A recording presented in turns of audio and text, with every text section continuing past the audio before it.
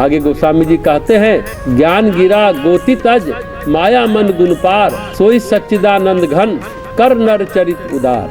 जो ज्ञान यानी बुद्धि, वाणी और इंद्रियों से परे अजन्मा तथा माया मन और गुणों के पार है, वही सच्चिदानंद घन भगवान श्रेष्ठ नर लीला करते हैं। जो नर है वह मनुष्य होता है, उसको ज्ञान से या भक्ति से जाना जा सकता है। गिरा अर्थात वाणी से कहा जा सकता है, इंद्रियों से उसे देखा सुना और अनुभव किया जा सकता है। और मनुष्य का गुण धर्म है, वह जन्म लेता है और माया और मन के अधीन रहता है। वही करता है जो उसका मन कहता है। माया घुमाती रहती है, पर तुलसीदास जी कहते हैं, जिन राम की मैं बात कर रहा हूँ, बखान कर रहा हूँ, जिनकी महिमा कह रहा हूँ, वो सच्चित आनंद का घनीभूत रूप है। नर होते हुए भी उन्हें ज्ञान से नहीं जाना जा सकता, उनको वाणी से कहा नहीं जा सकता, इंद्रियों से बखान नहीं किया जा सकता। ज्ञानातीत हैं, गिरातीत हैं और गोतीत हैं। जन्म लेकर भी अजन्मा हैं, शरीर धारण करके भी मायापति हैं और प्रकृति के तत्व से विनिर्मित होने पर भी वो प्रकृति के गुणों से पार है। अगले दोहे में गोस्वामी जी कहते हैं, हिरण्याक्ष भ्राता सहित मधु कैटभ बलवान, जेहि मारे सोई अवतेरु कृपा सिंधु भगवान। कृपा सिंधु भगवान ने भाई हिरण्यकशिपु सहित हिरण्याक्ष और बलवान मधु कैटभ को ही मारा, वही भगवान श्री राम में अवतरित हुए। आगे है, शुद्ध सच्चिदानंदमय कंद भानुकुल केतु, चरित करत नर अनुहरत संस्कृति सागर सेतु।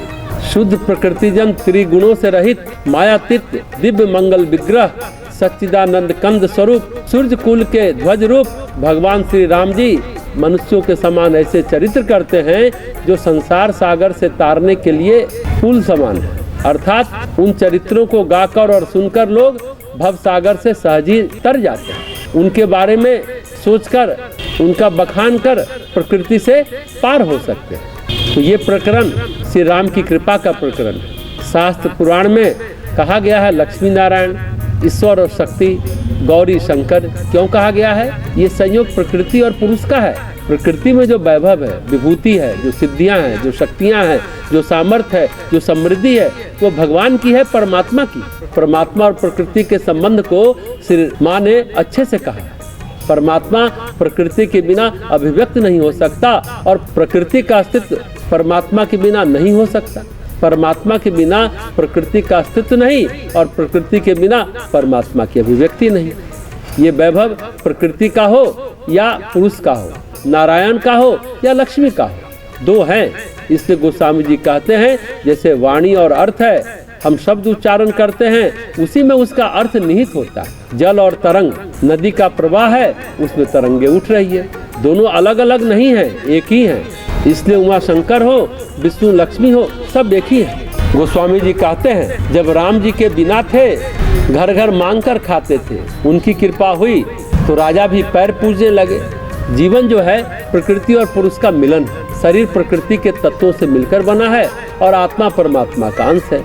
जब आत्मा का प्रकाश फैलता है, परमात्मा की कृपा आती है, तो प्रकृति भी सहायक बनती है, यानी कि जीवन के जो आसपास है वो भी सहायता करती है और जीवन भी प्रकाशित होता है। राम जी की कृपा से, यानी भगवत कृपा से, वो सभी कुछ संभव है जो प्रकृति में है और वो सभी कुछ संभव है जो परमात्मा में है, यानी तत्व ज्ञान हो या लौकिक समृद्धि हो, सब कुछ संभव है जब परमेश्वर कृपा करे। भगवान अगर कृपा दृष्टि से देखे तो तिनका भी सहायक बनता है और समर्थ भी सहायक बनते हैं। दरअसल तुलसीदास जी भगवत भक्ति को, राम की कृपा को अनेक रूपों में, अनेक ढंग से स्मरण करते हैं। हनुमान जी वहीं थे, पर सुग्रीव के साथ राम की कृपा नहीं थी।